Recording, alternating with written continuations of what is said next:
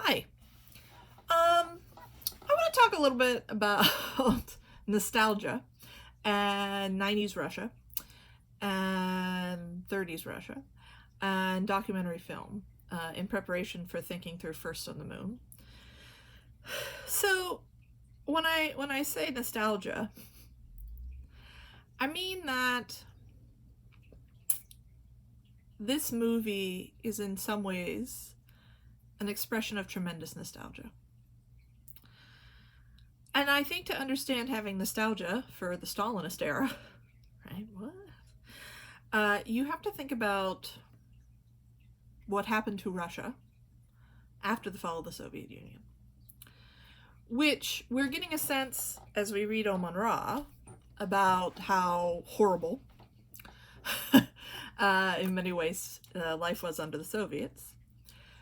And so, of course, Oman Ra is published immediately in 1992. Everybody's excited. This is going to be great. It's not great. It turns out not to be great. It turns out to be extremely not great.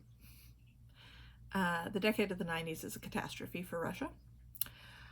Boris Yeltsin, who appeared to be a progressive, takes control of the government after Mikhail Gorbachev is forced to resign. The union dissolves. And I mean, this is traumatic enough on its own. Imagine, the President of the United States coming on TV one December Eve and saying, the United States is dissolved and I resign. Right? Oh. Right? I mean, this is that in and of itself. But what comes next is worse. So, people, of course, want freedom in the Soviet Union. And throughout the late 80s, they're sort of getting a taste of it and they're getting prepared for it. And by this I mean, we know that Gorbachev, starting in 1986, instituted the reforms of perestroika and glasnost. Perestroika is economic liberalization to allow Russia to build better contact with external markets and to allow greater flexibility within the centrally controlled government to produce more and more consumer goods. Glasnost is an increase in what we would think of perhaps as cultural freedom. They're not totally free, but increasingly, publishing is freer, filmmaking is freer, censors are taking a much lighter hand. Political speech is being less restrained. The government is getting less oppressive in that way. And one thing that is happening is that archives about things that happened in the Soviet Union, going clear back to Stalin, are now being released and becoming available to the public. And I know it sounds strange to think that there were many people who, even though they were alive or their parents were alive at the time, did not know the extent of the terror in Russia. I mean, just really did not know the extent of the gulags and the killings and everything. But, I mean, if we think about the way the Soviet Union handled information, handled repression, if we think even, frankly, about the size of Russia, these prison camps were not in your backyard, you can kind of see how it happened. And so information about particularly Stalinist crimes begins to come to light, and people are just knocked for a loop. People find out that their parents helped to murder innocent people. People find out that their parents were murdered, et cetera, right? All of this. So this creates chaos. Republics begin to break away. Poland already had achieved independence. Starting in 1988, the Soviet Union's outlying states begin to leave, and this is to Gorbachev's credit, he lets them go. And I say it's to his credit because the alternative would have been millions of people dead, would have been a civil war, with one of the two mightiest armies on earth. And so, right.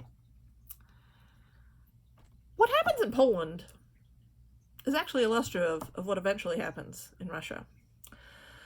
Poland gets its freedom largely through a powerful labor movement there.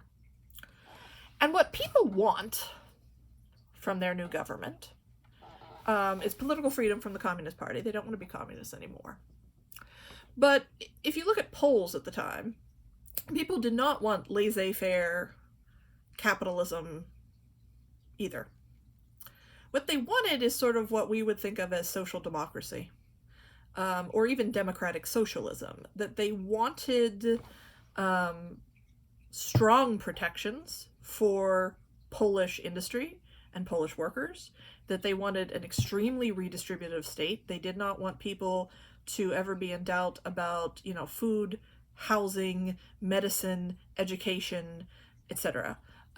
Those are the elements of Soviet life that at the time and to this day, people speak very fondly of, right? The Soviet Union had housing and healthcare and education for all. And it was good education and it was good healthcare. I mean, good education in and around the propaganda, but in terms of just, literacy and math and science and et cetera, et cetera. I mean, they were schools and everybody could go to them, and you could get a good education and you could get a good career, you could get good health care. None of it cost money. You would make sure that you had housing. It might be cramped, it might be ugly, but it was housing, right?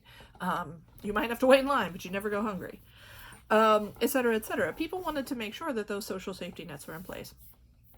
In Poland too, they just they wanted greater political freedom. They wanted the chance to have different political parties. They wanted the chance to have an economy that was more engaged with the rest of the world's economy. They wanted to have workers, instead of the government directing production and deciding what they would produce and how much, and those kinds of economic innovations. That's what people wanted. That is not what they got at all. The government's hand was forced by Western Europe and America to open the country to foreign investment, to completely liberalize the economy, to dismantle state guarantees, what we would think of as that welfare net, or else, basically, because in leaving the Soviet Union, they were going to need allies, because this was before the collapse of the Soviet Union. It's not what the Polish people wanted. It went very poorly for them. Poland is still developmentally well behind Western European countries. People like to say that's because of the Soviet influence, but another reading of it is that it's largely because every resource in Poland was taken by a multinational company, and none of the benefits of it were left in Poland. And this really, and some people understood it almost as a colonial pressure from Western Europe and America to open up this government as much as possible to European and American interests. Because as we know, capitalism is constantly looking for a new frontier, for a new market, for new raw materials. And here, I mean, the Soviet Union and all of its satellite states, here was a whole new frontier for capitalism, right? The whole rest of the world was about to open up, and Western companies wanted that all for themselves. And of course, that left in-country industries and workers and people hung out to dry. Russia and Russians had seen what happened in Poland. They also, again, when you look at Poles, they also wanted an end to communism. They also wanted in place of it what we might think of as democratic socialism. They too were accustomed as a society to providing health, care, education, housing, food, these sorts of things communally, and they liked that. Like the Polish people, they wanted greater control over their industries. They wanted political freedom, they wanted media freedom, they wanted creative freedom. They did not want to have to deal with an oppressive government. They did not want the economy to be centrally controlled anymore, right? Things that we. Now, the oligarchs, They were to become oligarchs. The Russian government had learned its lesson from Poland, and so here's something to consider. Titularly speaking, when you have the collapse of a socialist or communist or Soviet government, technically all of the enterprises belong to the party, they belong to the government, and per se belong to the people. They were pushed, and Yeltsin was happy to go along with this by America, by the West, to privatize everything and to do it as quickly as possible. Now, the political leaders in Russia learned their lesson, and rather than letting foreign companies take over all of their previously state-owned industries, they gave them to their friends in Russia. And that's where you get the birth of the oligarchs. And it literally happens overnight. Somebody could wake up a billionaire. Because, oh, you own an oil field now. Neat. Theoretically, shares in these companies were given out to people, right? Free, like, okay, we're not, this is national property, everybody gets their share. But basically, immediately after the fall of the Soviet Union, the ruble collapses. And if you have dollars, like literally American dollars, that's kind of the only way you're feeding your family at the moment. Massive unemployment, the currency collapse, and if you're one of the few people that have access to foreign cash, you can buy up all those shares, and it happens. And maybe that's not the long-term best decision, but people have to feed their kids today. Yeltsin is happy to let all of this happen, to let his friends, the oligarchs, and some national company or international companies, etc., to all of this laissez-faire. The parliament is not. The people of Russia don't want this, and the elected government fights for them. And it gets to the point where the elected government holes up in the White House, which is actually the congressional building for Russia in Moscow. The executive, Yeltsin, turns the water off and the electricity, so now they're like camping in there. There's a great deal of public support for the efforts of the representative leaders who are trying to stop the executive actions that the Yeltsin government is taking in privatizing and internationalizing the government at the behest of foreign leaders. People, smuggle in food and water and so forth to them, and eventually Yeltsin calls in the military, and he brings in tanks, and he fires in light. I mean, imagine, this is exactly equivalent, Congress holed up in the congressional building, the House and the Senate, and the president rolling tanks in and firing on Congress. That's what happened. And so this is going on 1993, 1994. And you can imagine, the government is no longer representative. The economy is in the hands of like 4 people. That's an exaggeration, but still. Unemployment everywhere. All of those safety nets, education, healthcare, etc., are allowed to collapse under pressure from the West. And I mean, the pressure from the West, one, has to do with an interest in taking those markets for themselves. It's also an ideological thing. At the time, in the 90s, in the 80s and 90s, the United States government is controlled by Friedman economics. There's this like article of almost religious faith that we should just privatize everything all the time, everywhere, forever, and everything will run better. That did not happen. It didn't happen in Poland, didn't happen in Russia. So massive unemployment. No one has money. You get massive increases in the rate of divorce. You get a massive increase in the rate of abortion. Women do not want to have children in the mix of this. The birth rate drops precipitously. Russia will still pay its citizens to have children. The birth rate is never quite recovered in Russia, although it's climbed back finally.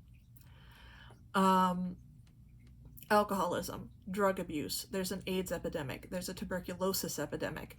I mean, within 7 years, and if you're familiar with statistics, this is incredible.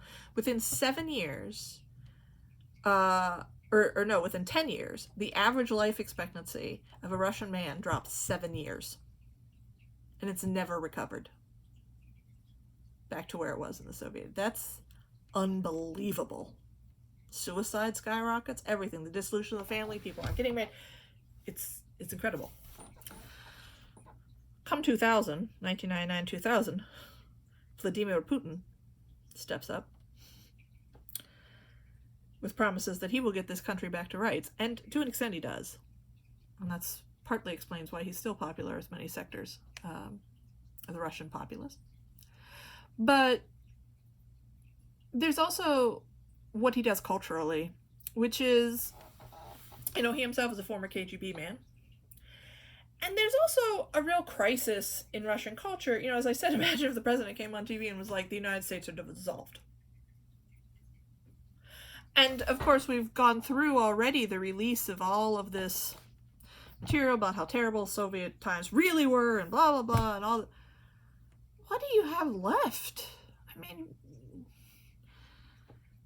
I'm not going to endorse nationalism, but many people think patriotism is a virtue. What do you have left to feel good about your culture, about your society, right? And so all throughout the night, this is a problem too. It's like an existential problem. Like in the reading on Space Miss, if we did not have Yuri Gagarin, we could not have looked each other in the eye. Right? The sense of that at least there is this that we can have, but what else can we say we are proud of? And one thing that conscientiously Putin does throughout his regime and to this day is to reclaim the imperial legacy of Russia. I mean, he brings back the double-headed eagle. He reaches back into the pre-revolution era to say that there is much that Russia can be proud of from its imperial era, which of course was not, the Soviets. We threw those aristocrats out in their ass and shot them to death in a basement. They're not going to celebrate that sort of thing. But he also says that there is much during the Soviet era that people can feel good about. He rehabilitates in some sense, and some of it maybe shouldn't be rehabilitated, but nevertheless, there are people who are desperate to feel like, their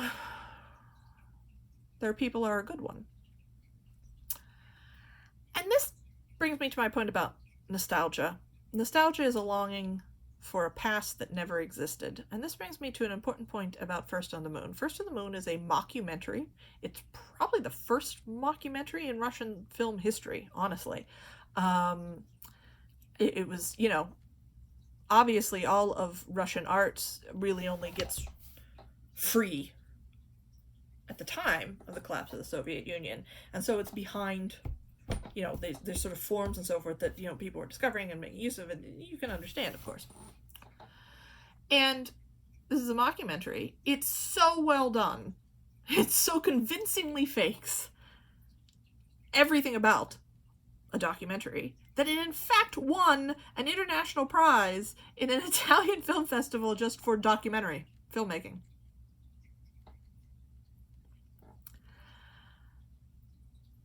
As you will see as you watch it, the subtitles aren't great.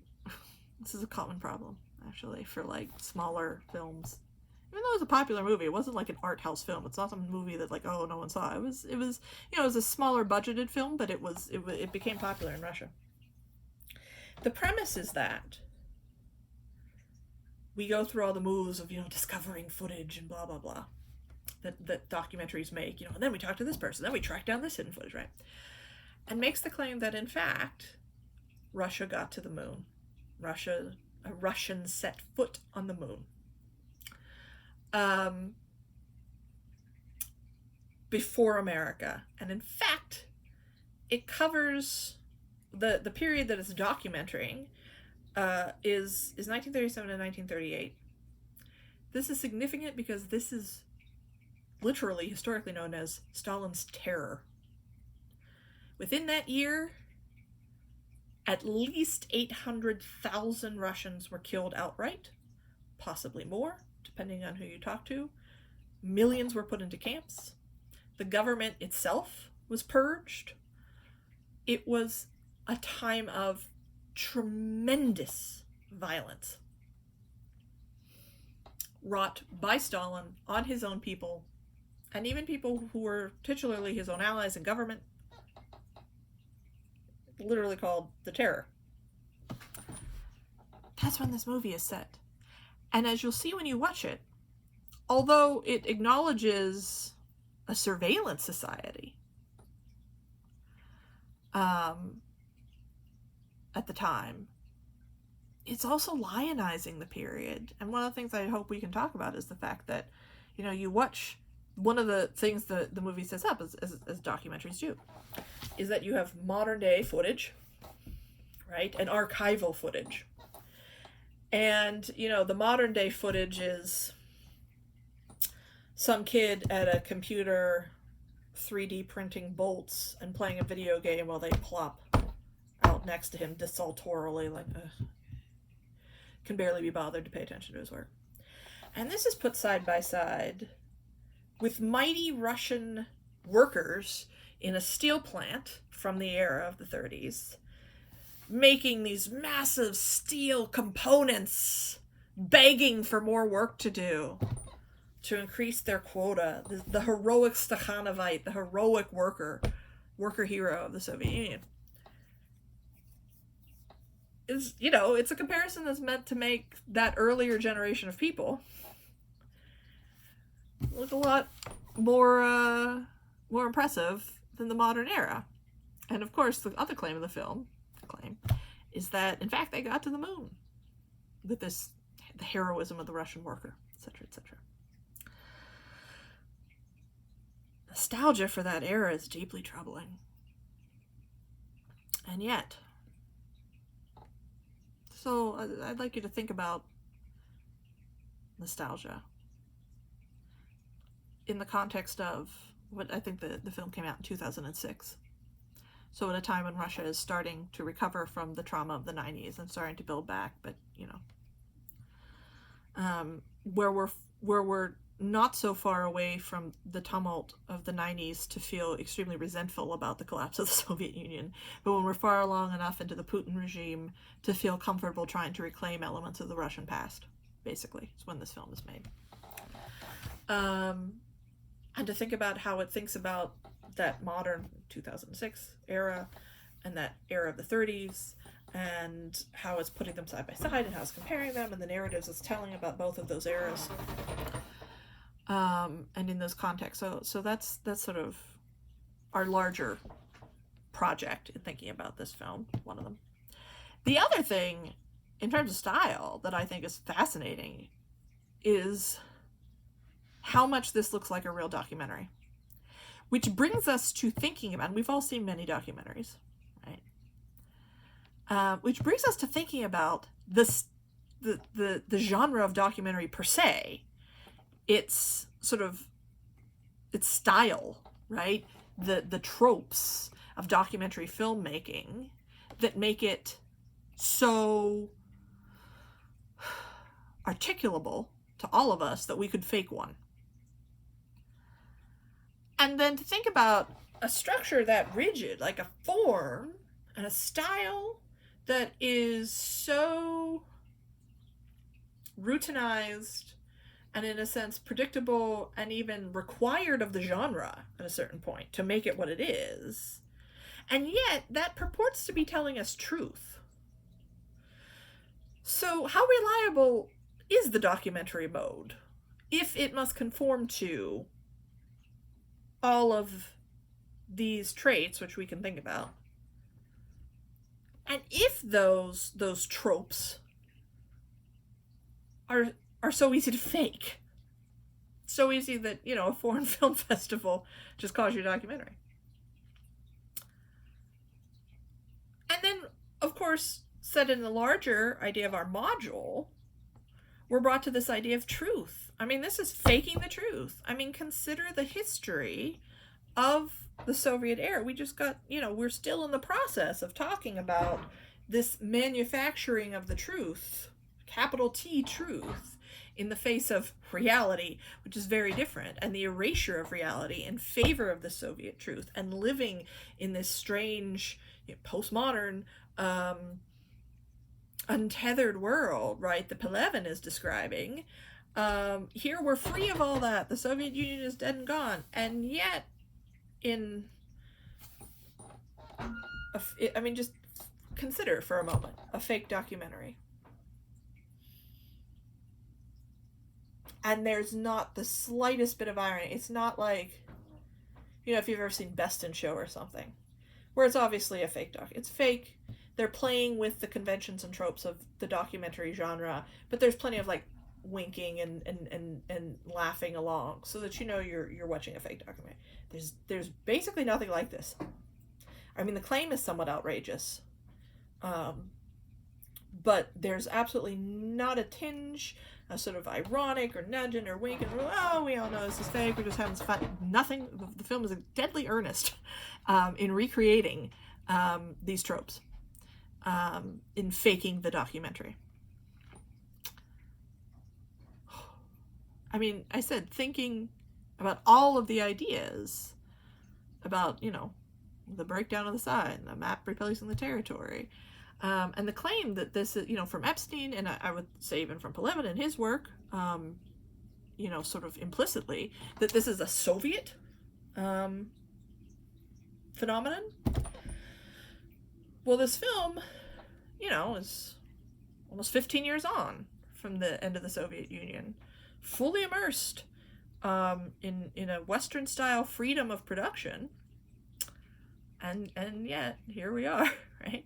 And of course, so now has Western postmodernism just come to take over Russian post? Like, where does that leave us? Well, things to think about, things for you to discuss on the discussion boards, things for us to discuss. We still have some work to do on Pelevin this coming Thursday, but maybe we can at least start a bit with the documentary, and then of course next week too. So yeah, I look forward to talking to you on Thursday.